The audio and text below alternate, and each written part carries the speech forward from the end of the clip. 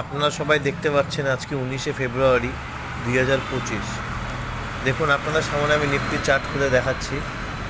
এখন বর্তমানে নিফটি দাঁড়িয়ে আছে 22,930 পয়েন্টে।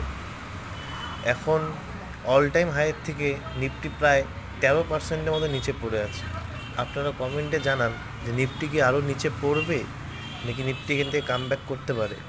আমার তো মনে হয় নিফটি আরেকটু নিচে পড়তে পারে। আর এখন কিন্তু আপনারা লার্জ ক্যাপ স্টকগুলো অনেক সস্তায় পেয়ে যাচ্ছেন।